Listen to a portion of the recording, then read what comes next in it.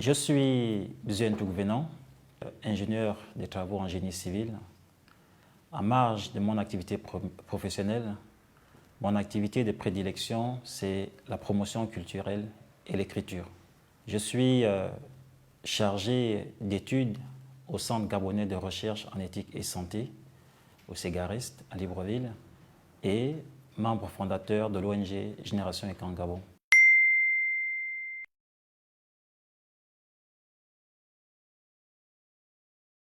L'ouvrage Le Songo, un jeu de stratégie du peuple Ekan, est un ouvrage qui vient complémenter le jeu qui se pratique dans les corps de garde. C'est une suite de publications que nous avons initiées dans le cadre de nos activités au sein de l'ONG. C'est un ouvrage qui trace l'histoire, ce que vous appelez la genèse du Songo, qui suit la migration du peuple Ekan, qui se situe aujourd'hui en Afrique centrale, notamment sur les 5 pays, Gabon, Cameroun, Guinée équatoriale, Congo, Centrafrique, on peut rajouter l'Angola et Sao Tomé et Principe. Ce jeu se pratique d'ailleurs et il s'universalise aujourd'hui. Nous l'avons dit dans l'ouvrage. En marge de la genèse, nous parlons également des techniques de guerre. Comment ce jeu a fait, comment il a pu être utilisé dans les guerres dans lesquelles le peuple en a fait part. À partir de là, nous avons dégagé son évolution dans le temps avant d'arriver aux jeux de société et des joueurs que nous connaissons aujourd'hui comme des éternels champions. La plus-value que nous avons apportée, c'est le côté science qui est incluse à l'intérieur. C'est-à-dire définir le Songo, non pas seulement comme un instrument de jeu du corps de garde, mais un outil pédagogique qui peut servir dans le cadre des enseignements scolaires, notamment la science qui est incluse dans le Songo.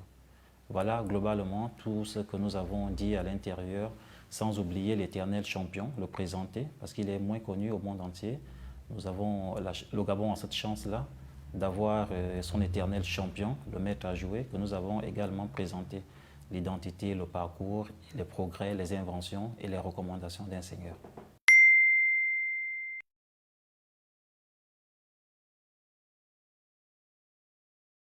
Ce qui inspire ce livre, effectivement, c'est le constat que nous faisons dans la promotion de nos valeurs culturelles. Nos valeurs ou nos activités culturelles sont régies par, je dirais, l'obscurantisme. Ça veut dire que les gens ne prennent pas conscience que ce sont des paroles qui sont gravées et qu'ils se doivent de promouvoir. Le Songo est joué dans les corps de garde, donc du coup, il n'est pas très connu par le grand public. Nous avons voulu effectivement que le public, le monde entier, sache que le Songo existe et qui peut faire écho.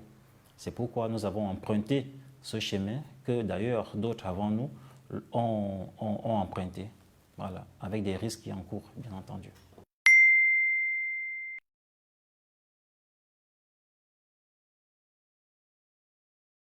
En France, là où il a été publié, aux éditions Atamenta, il coûte 15 €, la version livre. Il coûte moins de 10 € version e-book, qui est disponible en ligne sur Amazon, la FNAC, tout le monde peut en payer. Et lorsque nous sommes au Gabon, nous pouvons l'avoir chez Génération Ekan, à condition que le stock soit disponible. Pour l'instant, avec les tractations liées à la pandémie et à la Covid-19, l'ouvrage est à 20 000 francs CFA. Mais nous estimons qu'après cette pandémie, les frais ne seront plus très coûteux et que le livre coûtera effectivement 15 000 francs CFA au Gabon.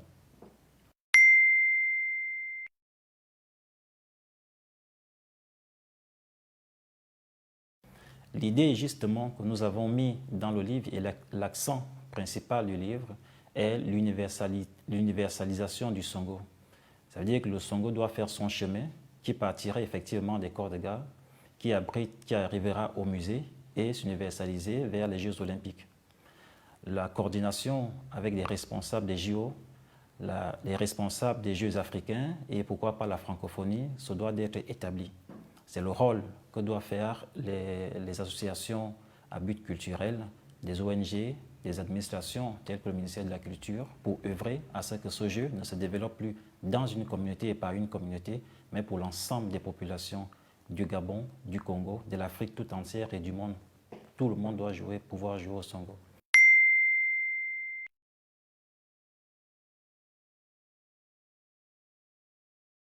Nos ambitions, effectivement, sont énormes. Nous voulons déjà, à partir du Songo, que les responsables d'éducation, les promoteurs culturels mettent de l'accent dessus. Premièrement, pour construire des cadres bien appropriés pour que le Songo s'enseigne.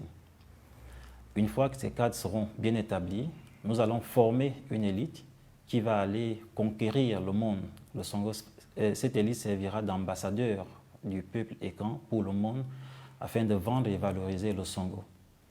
Le Songo, le Wale, la Java, le Nyam Nyam, le Wani sont des jeux de semailles africains qui se doivent d'être reconnus dans le monde entier et parcourir ou bien concourir à côté d'autres jeux de société tels que le ludo, l'échec et bien d'autres pour avoir également des trophées.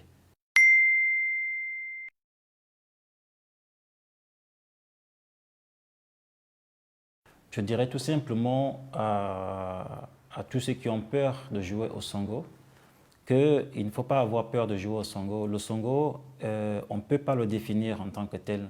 On peut pas. Si on dit que le Songo est un jeu de stratégie du peuple ékan, c'était léger, c'était faible et je dirais, c'est même pas ça la définition qui sied.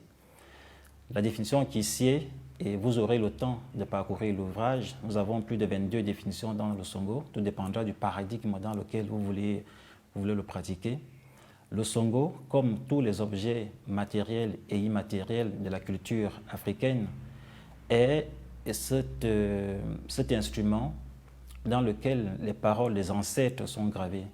Il est bien évident que les paroles des ancêtres n'ont pas été gravées comme certaines légendes en Europe, certaines qu'on appelle la constitution dans certains pays. Mais nos ancêtres avaient la bouche, ils avaient le verbe, ils avaient la parole. Et c'est cette parole qu'ils ont gravée partout dans nos points culturels. Que ce soit matériel, que ce soit immatériel, que ce soit dans nos jeux, que ce soit dans nos rites, ils ont gravé la parole partout.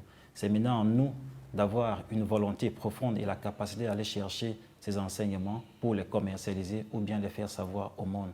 C'est la mission première de l'ONG Génération ékan auquel j'appartiens et la mission première de tout ce que nous voulons développer et ce que nous voulons que le monde sache à partir de l'Afrique, qu'il ne soit plus ce vaste champ primitif où les gens meurent de faim, où les gens font la guerre, où les gens ne s'entendent pas.